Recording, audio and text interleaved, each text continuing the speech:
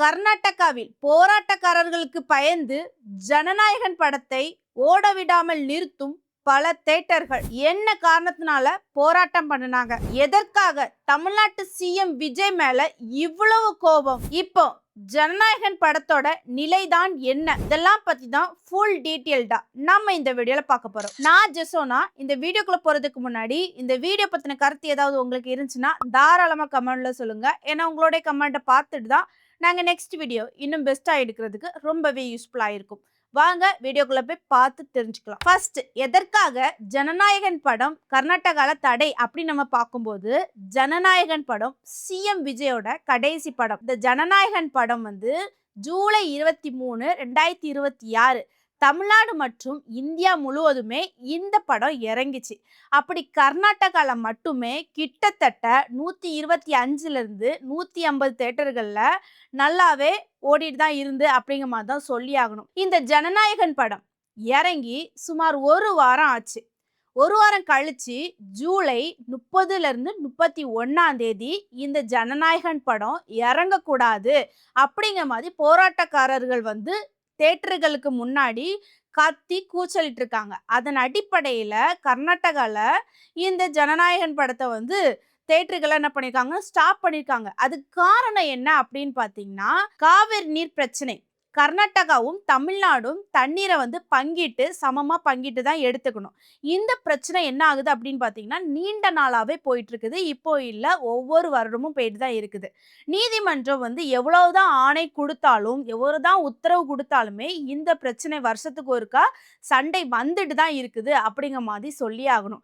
அப்போ என்ன நடந்துச்சு அப்படின்னு பாத்தீங்கன்னா, காவிரி நீர் மேலாண்மை ஆணையம், அதாவது அவங்கள எப்படி சொல்லுவாங்கன்னா CWMAன்னு சொல்லுவாங்க.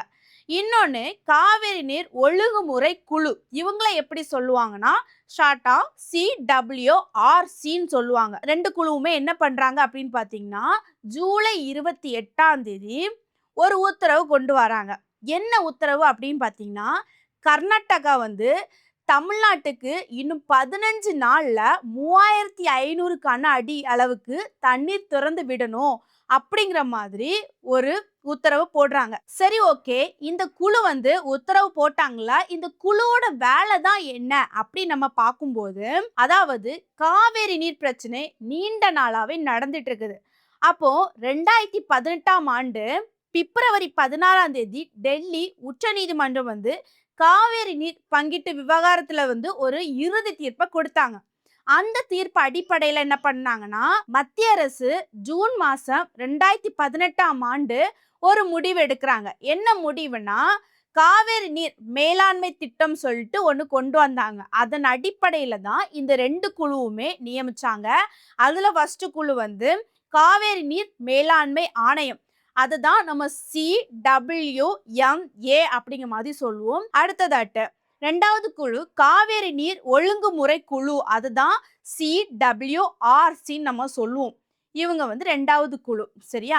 இந்த ரெண்டு குழுவும் யாருக்கு கீழே இயங்குது அப்படின்னு பாத்தீங்கன்னா, மத்திய ஜல் சக்தி அமைச்சகத்தின் கீழே தான் இந்த ரெண்டு குழுவுமே இயங்குது. இந்த ரெண்டு குழுவோட வேலை தான் என்ன அப்படி நம்ம பார்க்கும்போது, காவேரி நீரை எப்படி பங்கிட்டு கொடுக்கிறது, அதை இந்த குழுவோட வேலை.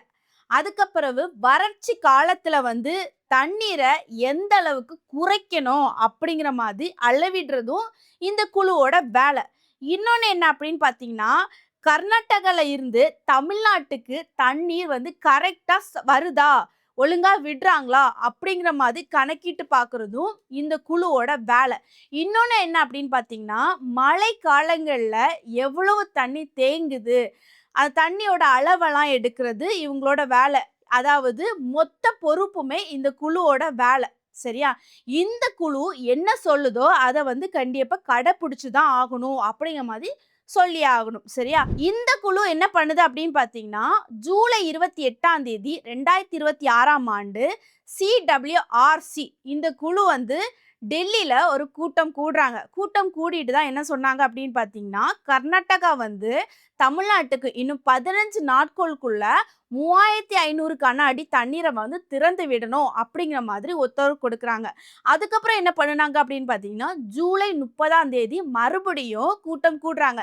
யார் யாரும் கூட்டம் கூடுறாங்கன்னா, இந்த CWMAயும், CWRCயும் அதாவது CWMA அப்படின்னு பார்க்கும்போது காவேரி நீர் மேலாண்மை ஆணையமும் காவேரி நீர் ஒழுங்குமுறை குழுவும் என்ன பண்றாங்க சேர்ந்து டிஸ்கஸ் பண்ணிட்டு மறுபடியும் கர்நாடகாவுக்கு உத்தரவு கொடுக்குறாங்க. அதாவது கன்ஃபார்ம் உத்தரவு முழுமையா கொடுக்குறாங்க. இன்னும் 15 நாட்களுக்குள்ள தமிழ்நாட்டுக்கு தண்ணீரை 3500 கன அடி தண்ணீர் நீங்க திறந்து விடணும் அப்படிங்கிற மாதிரி முழுமையா உத்தரவு கொடுத்துட்டாங்க. சரியா?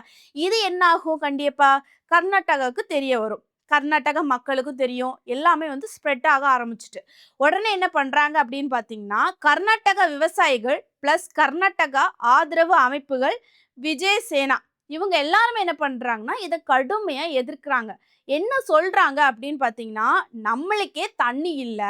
அது எப்படி நம்ம தமிழ்நாட்டுக்கு தண்ணி தொறந்து விடணும்? அப்படிங்கிற மாதிரி சத்தம் போட்டு கூச்சலிட்டு என்ன பண்றாங்கன்னா, போராட்டத்த தொடங்குறாங்க. போராட்டத்த தொடங்குனது மட்டும் இல்லாம, இந்த போராட்டக்காரர்கள் வந்து ஒரு முடிவு எடுக்குறாங்க. சிஎம் விஜய் அவர்களோட படம் வந்து இங்க எல்லா தியேட்டர்கள்ட்ட ஓடுது. அதனால அந்த படத்த முதல்ல ஸ்டாப் பண்ணணும் அப்படிங்கிற மாதிரி முடிவெடுக்கிறாங்க. சரியா? அப்போ என்ன பண்றாங்க அப்படின்னு பார்த்தீங்கன்னா, இந்த போராட்டக்காரர்கள் குரு ஸ்ரீ தியேட்டர்ல இந்த படம் வந்து ஓடிட்டு இருந்துச்சு.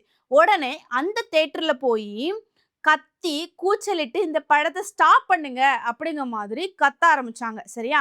உடனே தியேட்டர் உரிமையாளர் இருக்காங்களா நிறுவனர் அவர் என்ன பண்றாரு, அந்த காட்சி ஓடிட்டு இருக்கும் போதே அந்த காட்சியை வந்து மொத்தமா ஸ்டாப் பண்ணிட்டாரு அப்படிங்கிற மாதிரி தான் சொல்லி ஆகணும். அதுக்கப்புறம் இந்த போராட்டக்காரர்கள் சும்மா விடல.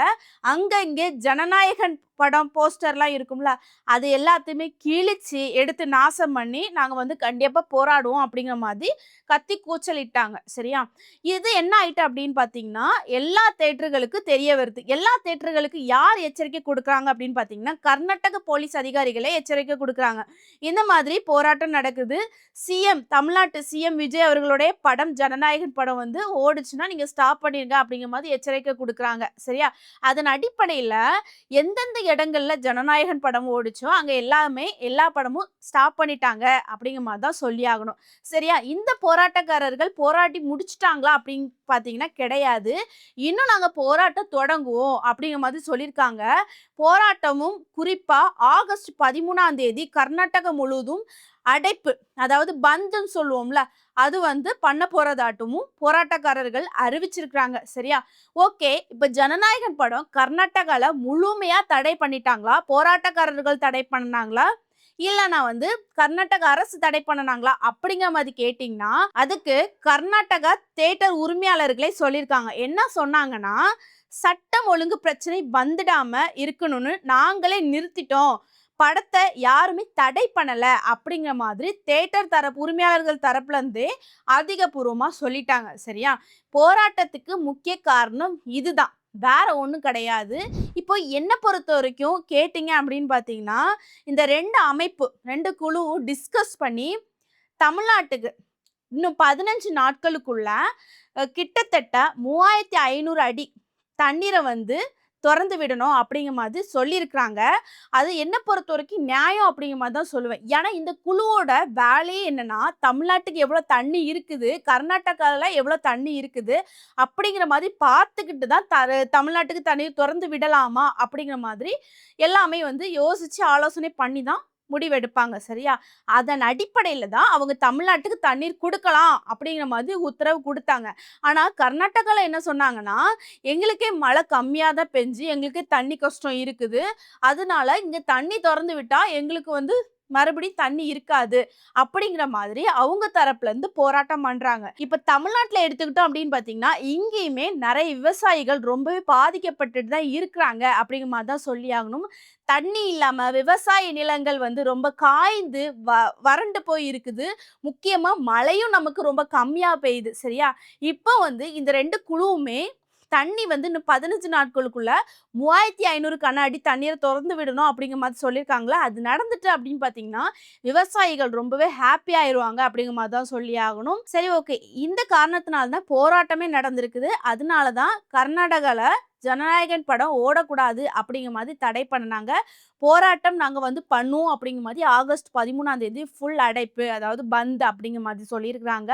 சரி, ஓகே. இத குறித்து நீங்க என்ன நினைக்கிறீங்க? இந்த மாதிரி கர்நாடகால போராட்டம் பண்றாங்களா? இது சரியா? தப்பா? இந்த குழு வந்து தமிழ்நாட்டுக்கு வந்து 3500 கண்ண அடி தண்ணீர தொறந்து விடணும்னு சொல்லிட்டு ஒரு முடிவு எடுத்திருக்காங்களா? இன்னும் 15 நாளுக்குள்ள தொறந்து விடணும் அப்படின்னு முடிவு எடுத்திருக்காங்களா?